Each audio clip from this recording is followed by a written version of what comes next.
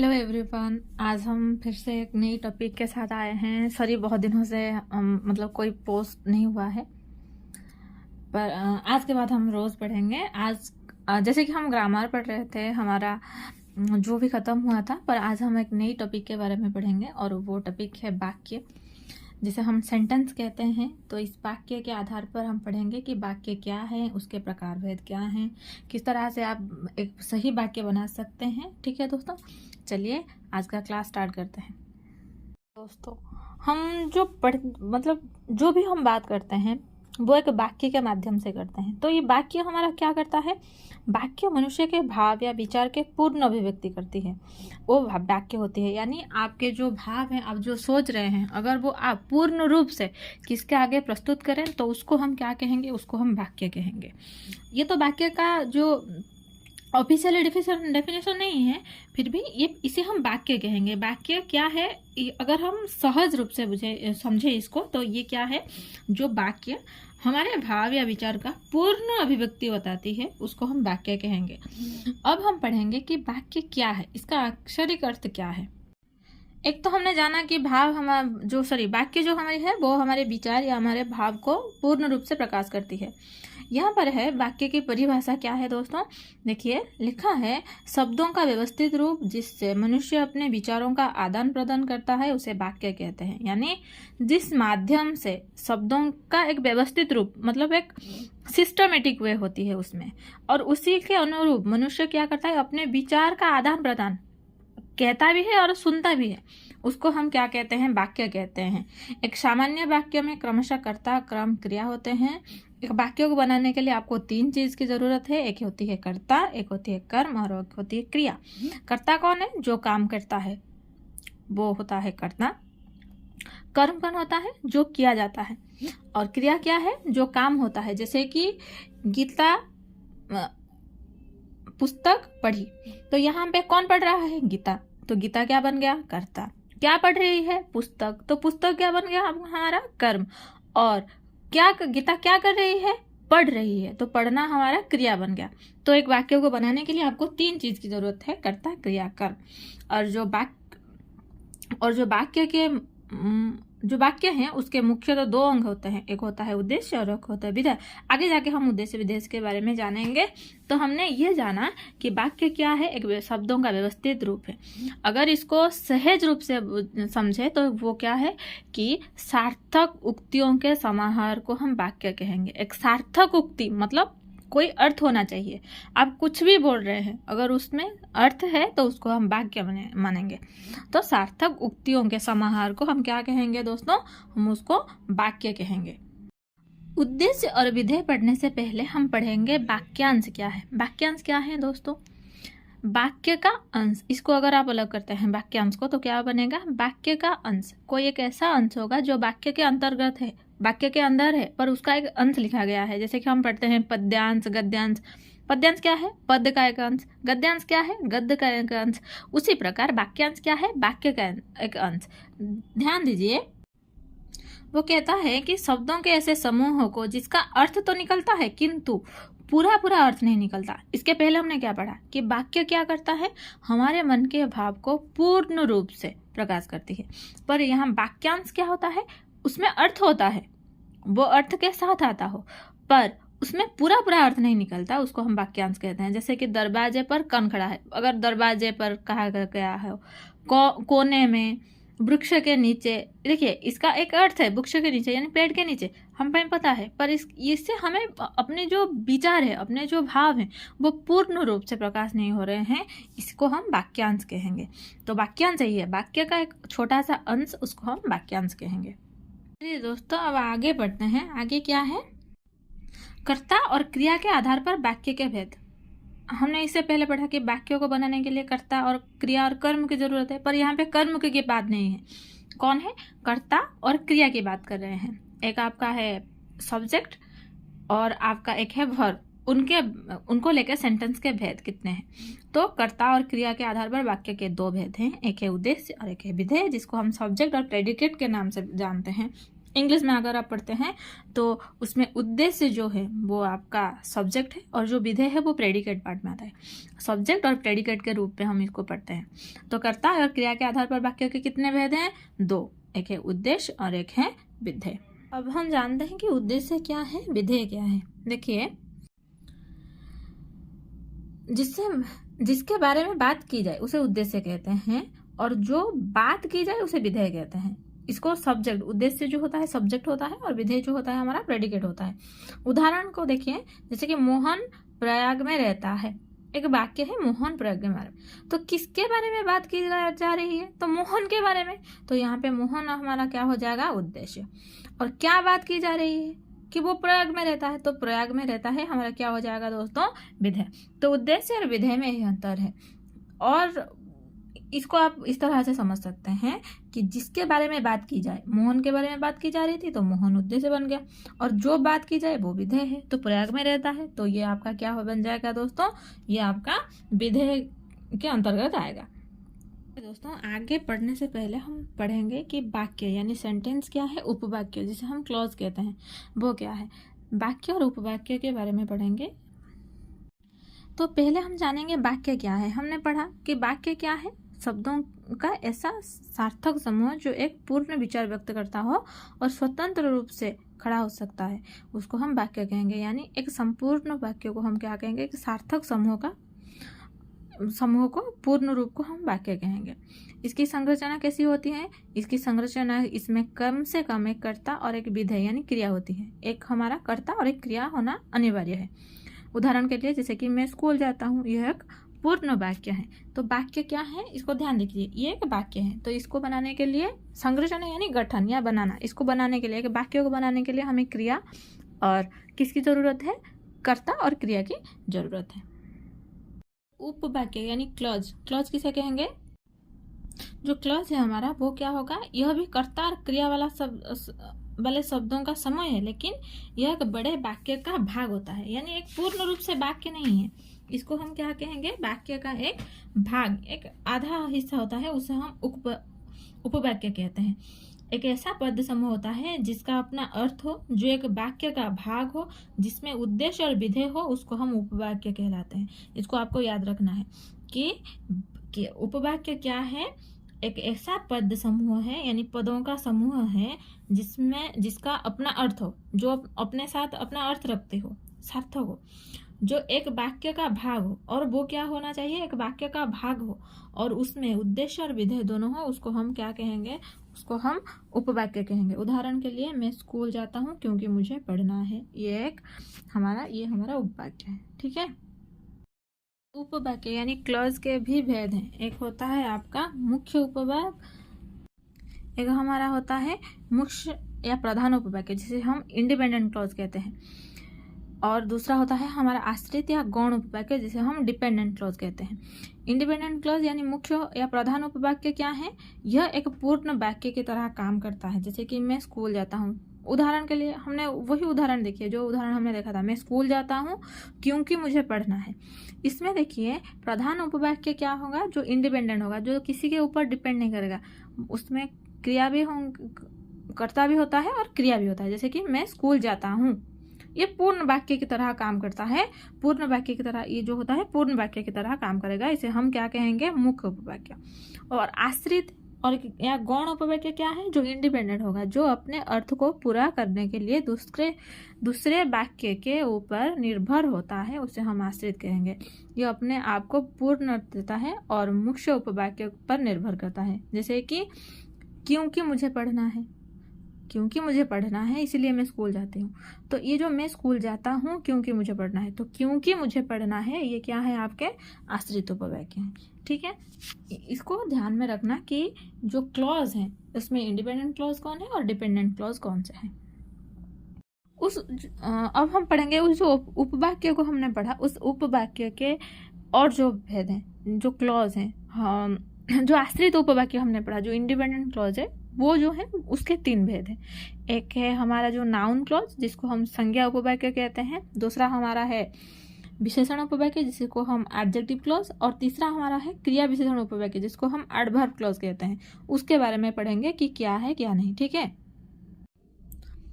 पहला है संज्ञा उपवाक्य, जिसको हम इंग्लिश में नाउन क्लॉज कहते हैं। इसमें क्या है, इसमें है कि एक आश्रित उपवाक्य होता है जो पूरे वाक्य में एक संज्ञा की तरह काम करता है।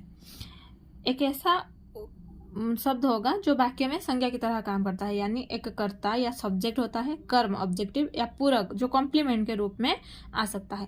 ये जो संज्ञा उपवाक्य है ये 3 प्रकार से आ सकता है। एक है कर्ता के रूप में आ सकता है, या कर्म के रूप में, या कॉम्प्लीमेंट या पूरक के रूप में ये काम कर सकता है।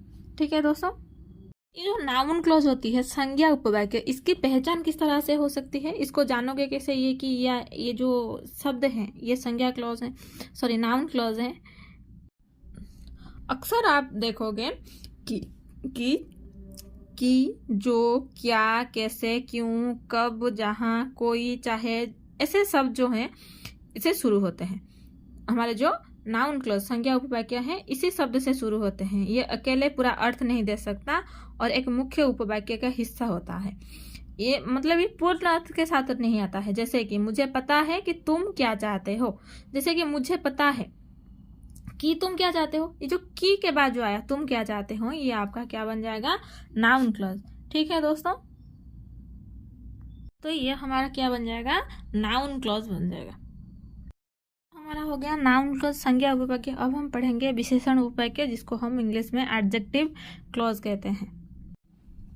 एडजेक्टिव क्लॉज क्या है, ये कहता है एक आश्रित उपवाक्य जो संज्ञा या सर्वनाम के बारे में अतिरिक्त जानकारी देता है, ठीक वैसे ही जैसे एक विशेषण करता है। विशेषण का काम है क्या है दोस्तों, एडजेक्टिव का काम क्या है, वो संज्ञा या सर्वनाम के बारे में ज़्यादा जानकारी हमें देगा। ठीक उसी प्रकार एक आश्रित उपवाक्य ऐसा होता है जो क्या करेगा, जो प्रधान उपवाक्य है उसके बारे में हमें ज़्यादा जानकारी देगा। उसको हम क्या कहेंगे, उसको हम विशेषण उपवाक्य कहेंगे। ये जो विशेषण उपवाक्य है ये आमतौर पर जो, वह, जिसने, जिसका, जैसे ऐसे सापेक्षक सर्वनाम से शुरू होता है और यह अकेले पूरा वाक्य नहीं बन सकता। उदाहरण देखिए, उदाहरण के लिए एक वाक्य अगर है, वो पुस्तक मुझे दो जो मेज पर रखी है। वाक्य क्या है, वो पुस्तक मुझे दो जो मेज पर रखी है। इस वाक्य में विशेषण उपवाक्य क्या बनेगा, जो मेज पर रखी है। ये किसकी विशेषता बता रही है, पुस्तक की। तो वाक्य में कर्ता कौन है, पुस्तक। तो पुस्तक की विशेषता बताने वाले शब्दों को हम क्या कहेंगे, विशेषण उपवाक्य।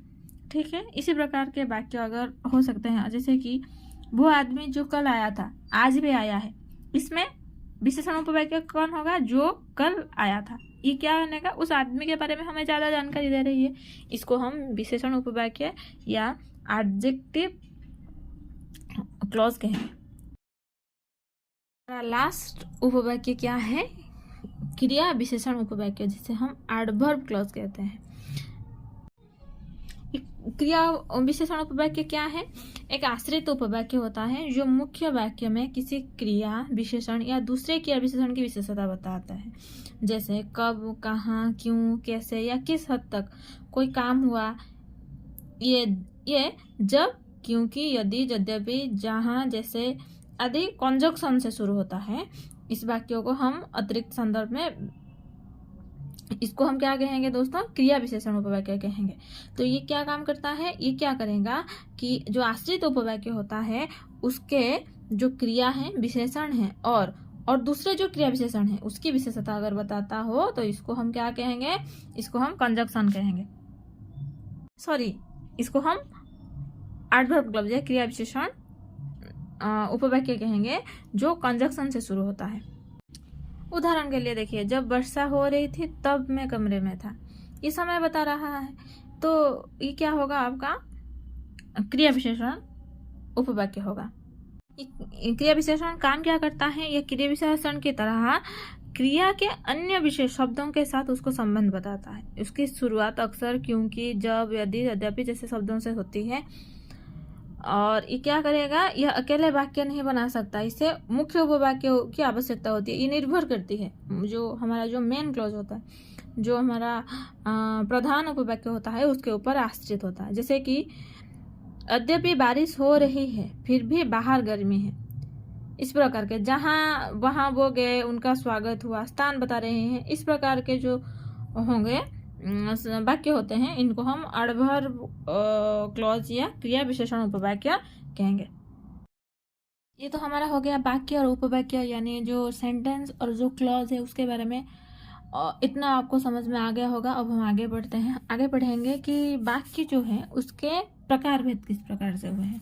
जो वाक्य है, वाक्य का भेद रचना की दृष्टि से हुई है और एक होती है अर्थ की दृष्टि से। पहले हम अर्थ की दृष्टि से पढ़ेंगे, उसके बाद हम रचना की दृष्टि से पढ़ेंगे। तो अर्थ की दृष्टि से जो वाक्य हैं उसके 8 भेद हैं, ठीक है, उसको हम पढ़ेंगे। तो पहले थोड़ा थोड़ा सा आरंभ करेंगे और उसी प्रकार से पढ़ते जाएंगे। पहला हमारा है अर्थ के आधार पर वाक्य जो है 8 प्रकार होते हैं। पहले हमारा है विधानवाचक वाक्य, जिसे हम अफर्मेटिव सेंटेंस कहते हैं। ये क्या है? जो वाक्य किसी कार्य के होने का या स्थिति का सामान्य बोध कराता है उसको हम क्या कहेंगे? विधानवाचक वाक्य। जिससे किसी बात के होने का बोध होता है, जैसे कि हम खा चुके, मैं खाना खा चुका तब वो आया, मैंने खाना खाया और मेरी भूख मिट गई। इस प्रकार के वाक्य जो होंगे वो आपके विधानवाचक या उसी प्रकार के वाक्य में के अंतर्गत आएंगे। दूसरा हमारा क्या है? दूसरा है हमारा निषेधवाचक वाक्य, नेगेटिव सेंटेंस इसको हम इंग्लिश में कहते हैं। जो वाक्य किसी कार्य के ना होने या निषिद्ध मनाही का बोध कराता हो। इसमें क्या होता है? किसी कार्य के ना होने की बोध होता है, जैसे कि हमने खाना नहीं खाया, ठीक है, और क्या है? मैंने खाना नहीं खाया इसीलिए मैंने फल नहीं खाया, मैंने भोजन नहीं किया और इसीलिए मेरी भूख नहीं मिटी। इसी प्रकार के जो वो वाक्य होते हैं इसको हम निषेधवाचक वाक्य या नेगेटिव सेंटेंस कहते हैं। तीसरा हमारा क्या है? प्रश्नवाचक, जिसको हम इंटरोगेटिव सेंटेंस कहते हैं। प्रश्नवाचक क्या है? प्रश्नवाचक वह वाक्य जिसके द्वारा किसी प्रकार का प्रश्न किया जाए या जिससे आप क्या करते हो, किसी से किसी प्रकार के प्रश्न किया जाने का बोध होता है, उसको प्रश्नवाचक वाक्य कहते हैं। इसको इंग्लिश में क्या कहते हैं? Interrogative sentence. जैसे कि भारत क्या है, राम के पिता कौन है, दशरथ कहाँ के राजा हैं, तुम्हारा नाम क्या है, क्या तुम खा रहे हो। इस प्रकार के वाक्य जहाँ पे आप किसी को प्रश्न पूछते हैं वो क्या बन जाएगा? प्रश्नवाचक वाक्य। इसको हम इंटरोगेटिव सेंटेंस कहते हैं। हमारा छठा क्या है? इच्छावाचक वाक्य। इसको हम इच्छावाचक वाक्य या ऑब्जेक्टिव सेंटेंस भी कहते हैं। इच्छावाचक वाक्य में हमें क्या मिलती है? जिस वाक्य में किसी इच्छा, आकांक्षा, आशीर्वाद आदि का बोध होता है उसको हम इच्छावाचक वाक्य कहते हैं। जैसे कि भगवान तुम्हें दीर्घायु करे, नव वर्ष मंगलमय हो। उसी प्रकार के जो वाक्य होंगे जिससे हम अपने इच्छा की पूर्ति करते हैं, तुम अपने कार्य में सफल रहो। इस प्रकार के वाक्य जहाँ पे हम अपनी इच्छा, आकांक्षा, आशीर्वाद आदि का प्रयोग करते हैं उसको हम इच्छावाचक वाक्य कहते हैं। पांचवा हमारा क्या है? विस्मयवाचक वाक्य, जिसे हम एक्सक्लेमेटरी सेंटेंस कहते हैं। विस्मय, इसमें क्या होती है? आश्चर्य, दुख, सुख, इस प्रकार के बोध होते हैं। इसको हम क्या कहेंगे? विस्मयवाचक वाक्य, एक्सक्लेमेटरी सेंटेंस। यह वाक्य जिससे किसी प्रकार की गहरी अनुभूति का प्रदर्शन किया जाता है उसको हम विस्मयदिबोधक वाक्य कहेंगे। जैसे कि कितना सुंदर उपवन है, ओह कितनी ठंडी रात है। उसी प्रकार ओह मेरा सिर फटा जा रहा है। इसी प्रकार के वाक्य, इसमें एक चिन्ह, एक्सक्लेमेटरी सेंटेंस, विस्मयवाचक चिन्ह भी होता है, उसका प्रयोग किया जाता है। हमारा छठा क्या है? इच्छावाचक वाक्य। इसको हम इच्छावाचक वाक्य या ऑब्जेक्टिव सेंटेंस भी कहते हैं। इच्छावाचक वाक्य में हमें क्या मिलती है? जिस वाक्य में किसी इच्छा, आकांक्षा, आशीर्वाद आदि का बोध होता है उसको हम इच्छावाचक वाक्य कहते हैं। जैसे कि भगवान तुम्हें दीर्घायु करे, नव वर्ष मंगलमय हो। उसी प्रकार के जो वाक्य होंगे जिससे हम अपने इच्छा की पूर्ति करते हैं, तुम अपने कार्य में सफल रहो। इस प्रकार के वाक्य जहाँ पे हम अपनी इच्छा, आकांक्षा, आशीर्वाद आदि का प्रयोग करते हैं उसको हम इच्छावाचक वाक्य कहते हैं। अब हम आगे चलेंगे। 7वां नंबर है संकेतवाचक वाक्य। इसको इंग्लिश में डेमोन्स्ट्रेटिव सेंटेंस या इंडिकेटिव सेंटेंस भी कहते हैं। इसमें क्या होता है? इसमें क्या होती है कि जो किसी व्यक्ति, वस्तु, स्थान आदि के बारे में इशारा दो या किसी के बारे में संकेत हमें देता है, इसको हम क्या कहते हैं? इसको हम संकेतवाचक सेंटेंस, संकेतवाचक वाक्य कहते हैं। ठीक है, जैसे जिस वाक्य में किसी संकेत का बोध होता है उसे संकेतवाचक वाक्य कहेंगे। इसमें क्या होता है, एक वाक्य दूसरे के वाक्य की संभावना पर निर्भर करती है। अगर ऐसा होता तो वो होता, इसी प्रकार की संभावना होती है। जैसे कि पानी ना बरसता तो धान सूख जाते, अगर पानी ना बरसता तो धान सूख जाते। तो एक चीज हुई है दूसरी चीज के ऊपर निर्भर करती है। यदि तुम खाओ तो मैं भी खाऊं, राम का मकान उधर है, सोनू उधर रहता है। इस प्रकार के वाक्यों को हम संकेतवाचक वाक्य कहेंगे। की दृष्टि से जो वाक्य है उसका अंतिम है वो है क्या, संदेहवाचक वाक्य, जिसको हम डाउटफुल सेंटेंस या सेंटेंस ऑफ डाउट कहते हैं। इसमें क्या होता है, जिन वाक्यों में संदेह का बोध होता है उसे संदेहवाचक वाक्य कहते हैं। यानी एक डाउट उसमें आए, जैसे कि क्या वो यहाँ आ गया, क्या उसने काम कर लिया। इस प्रकार के वाक्यों को हम क्या कहेंगे, संदेहवाचक वाक्य कहते हैं। हुआ था अर्थ के आधार पर जो वाक्य हैं उसके 8 भेद। उसके बाद हम पढ़ेंगे रचना के आधार पर वाक्य के जो भेद हैं।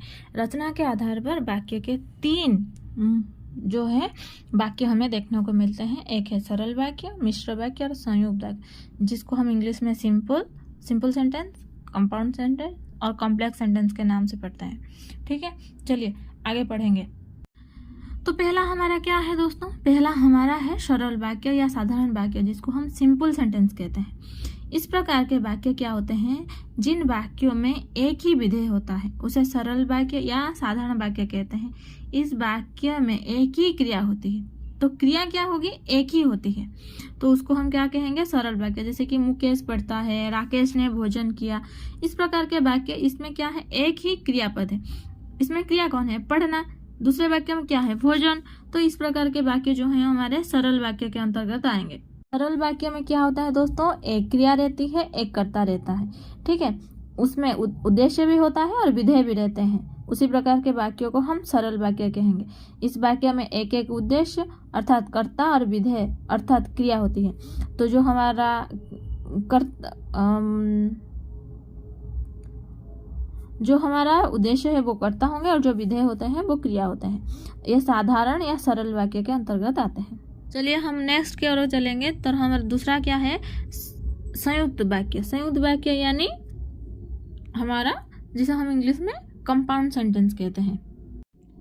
संयुक्त वाक्य क्या है, 2 अथवा 2 से अधिक साधारण वाक्य जब समानाधिकरण समुच्चयबोधक जैसे पर, किंतु, और, या आदि से जोड़ते हैं उनको हम संयुक्त वाक्य कहते हैं। तो संयुक्त वाक्य दो साधारण वाक्य सरल वाक्य होते हैं जो आपस में पर, किंतु, और या से जुड़ते हैं, उनको हम संयुक्त वाक्य कहेंगे। इस प्रकार के वाक्य में हमें अव्यय देखने को मिलते हैं। 2 वाक्यों को जब जोड़ते हैं तो उनको हम संयुक्त वाक्य या कंपाउंड सेंटेंस कहेंगे।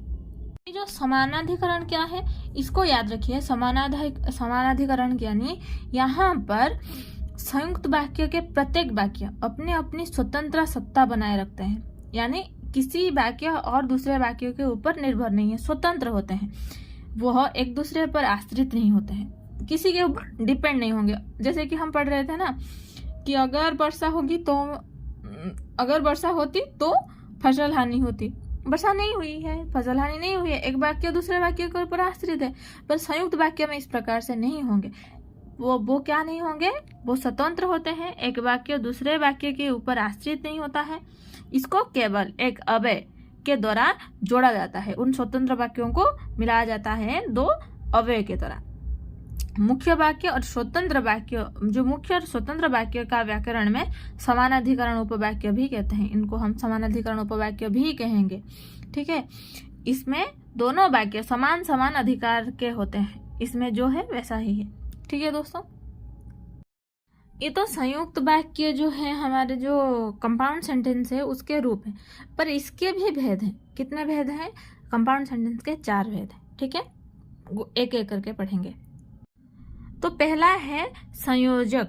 संयोग का मतलब क्या होता है, जब 2 वाक्यों को जोड़ा जाए, जो जोड़ता है उसको हम संयोग कहते हैं। जब एक साधारण वाक्य दूसरे साधारण वाक्य या मिश्रित वाक्य से संयुक्त अव्यय द्वारा जुड़ा जाए। संयुक्त अव्यय जैसे कि और एवं ये जो होते हैं, इनके द्वारा अगर जुड़ा जाए तो उसको हम संयुक्त अव्यय कहेंगे। जैसे गीता गई और सीता आई, इस प्रकार के वाक्य जो होंगे हमारे संयोग अव्यय के वाक्य के संयुक्त वाक्य के अंतर्गत आएंगे। उसके बाद नंबर 2 विभाजक। इसमें क्या है, इसमें जब साधारण अथवा मिश्र वाक्य का परस्पर भेद या विरोध संबंध हो। संयोग में हमने क्या पढ़ा था, समान भाव वाले वाक्य होंगे, साधारण वाक्य हैं, एक दूसरे से मिलते हैं। पर विभाजक में क्या होगा, दो अलग वाक्य हैं, यानी एक वाक्य उसके पॉजिटिव में होगा, दूसरा एक नेगेटिव के होगा। वो जो होगा वो उसको हम विभाजक कहेंगे। परस्पर भेद या विरोध का संबंध रहता है। जैसे कि वो मेहनत तो बहुत करता है पर फल नहीं मिलता, मेहनत तो करता है पर फल नहीं मिलता, उसकी विरोधाभास है। तो उसमें ये जो तो के साथ जुड़ा गया है वो मेहनत, तो ये जो तो है यहाँ पे अव्यय का काम क्या है, इसको हम विभाजक क्या कहेंगे, संयुक्त वाक्य के अंतर्गत आएगा। हो गया। अब हम तीसरे चलेंगे। तीसरा क्या है, विकल्प सूचक। विकल्प सूचक क्या है, जब दो बातों में से किसी एक को स्वीकार करना होता है। अगर दो परिस्थितियां हैं, आपको एक ही चूज करनी है, उस प्रकार के जो वाक्य होंगे वो हमारे संयुक्त वाक्य के अंतर्गत आएंगे। जैसे कि या तो उसे मैं उखाड़ में पछाड़ूंगा, या अखाड़े में उतरना ही छोड़ दूंगा। एक वाक्य है, या तो उसे मैं अखाड़े में पछाड़ूंगा या अखाड़े में उतरना ही छोड़ दूंगा। इस प्रकार के वाक्य, यानी आपको एक ही स्वीकार करना है, चूज, आपके पास दो ऑप्शन है, आप चूज एक करेंगे। तो उसी प्रकार के जो वाक्य होंगे विकल्प सूचक कहेंगे, इसी प्रकार के वाक्य को हम चौथा संयुक्त वाक्य के जो भेद हैं लास्ट पढ़ेंगे। वो क्या है, वो है परिणाम बोधक। जब एक साधारण वाक्य दूसरे साधारण या मिश्रित वाक्य का परिणाम होता है, तो एक चीज दूसरे चीज के ऊपर निर्भर करती है, मतलब इसका काम उसके ऊपर प्रभाव डालती हो। जैसे कि आज मुझे बहुत काम है इसीलिए मैं तुम्हारे पास नहीं आ सकूंगा। इस प्रकार के वाक्य, एक साधारण वाक्य है दूसरे साधारण या मिश्रित वाक्य के ऊपर उसका परिणाम अगर पड़ता हो, उसको हम परिणामवाचक संयुक्त वाक्य के अंतर्गत लाएंगे। तो ये जो चार हमारे थे, ये चारों के चार हमारे क्या हैं, संयुक्त वाक्य के अंतर्गत आएंगे। तो क्या है, पहला है हमारा संयोग, उसके बाद है विभाजक, उसके है विकल्प सूचक, तीसरा चौथा हमारा क्या है, परिणाम बोधक। ये चारों वाक्य हमारे संयुक्त वाक्य यानी कंपाउंड सेंटेंस जो है उसके अंतर्गत आएंगे। इसको आपको ध्यान में रखना है, किस प्रकार के वाक्य क्या होते हैं, संयुक्त वाक्य के अंतर्गत आते हैं। रचना की दृष्टि से जो वाक्य है उसका अंतिम जो है मिश्र वाक्य, जिसको हम कॉम्प्लेक्स सेंटेंस के रूप में इंग्लिश में पढ़ते हैं, वो पढ़ेंगे। मिश्र वाक्य क्या है, जिन वाक्यों में एक मुख्य या प्रधान वाक्य हो और अन्य आश्रित उपवाक्य हो उसे मिश्रित वाक्य कहेंगे। इसमें एक मुख्य उद्देश्य और मुख्य विधेय के अलावा एक से अधिक समापेयिका क्रियाएं होती हैं। तो पहला क्या है, इसमें एक साधारण वाक्य होगा, उसके अतिरिक्त उसके अधीन कोई दूसरा वाक्य होगा, ठीक है। और इसमें क्या होंगे, इसमें इस वाक्य में मुख्य उद्देश्य और मुख्य विधेय तो होता है, उद्देश्य भी होता है, विधेय भी होता है, उसके अलावा एक या अधिक समापिका क्रियाएं होते हैं, ठीक है। जैसे कि आप जानोगे ये जो मिश्र उपवाक्य होते हैं उसमें जो वाक्य होते हैं, पहले वाक्यों को हम क्या कहते हैं, मुख्य वाक्य कहते हैं, और दूसरे को हम सहायक वाक्य कहते हैं। ये जो सहायक वाक्य होता है उनमें पूर्ण या सार्थक नहीं होते हैं, वो सहायक वाक्य पूर्ण नहीं या सार्थक नहीं होते हैं, पर मुख्य वाक्य के साथ आने पर उनका अर्थ निकलता है, ठीक है। इसको आपको याद रखनी है मिश्र वाक्य के अंतर्गत। कॉम्प्लेक्स सेंटेंस जो मिश्र वाक्य हैं उसके कुछ उदाहरण देखेंगे। पहला हमारा है, जो ही उसने दवा पी वो सो गया। तो हमने पढ़ा था क्या, इसमें उद्देश्य भी होता है, विधेय भी होता है, और क्या होंगे, एक साधारण वाक्य होगा और एक वाक्य होगा जो उसके ऊपर आश्रित होगा। जो ही उसने दवाई पी वो सो गया।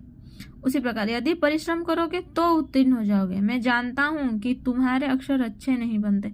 इस प्रकार के वाक्य जो होते हैं वो मिश्रित उपवाक्य के अंतर्गत आएंगे, ठीक है दोस्तों। इतना हमारा था वाक्य जो सेंटेंस जिसे हम कहेंगे, ये हमारा वाक्य था। कल हम पढ़ेंगे वाक्य की शुद्धियाँ और अशुद्धियाँ, मतलब आप किस तरह से सही गलत कर सकते हैं, मतलब गलत को सही कर सकते हैं, सॉरी, गलत को सही बना सकते हो, उसके बारे में पढ़ेंगे। आज के लिए इतना ही। आप पढ़िए और आगे बढ़िए, और थैंक यू वेरी मच। अगर वीडियो आपको अच्छा लगा है, अगर ये वीडियो आपके लिए हेल्पफुल है, आपने इससे कुछ सीखा है, तो प्लीज़ चैनल को सब्सक्राइब कीजिए, लाइक कीजिए, शेयर कीजिए अपने दोस्तों के साथ। Thank you guys.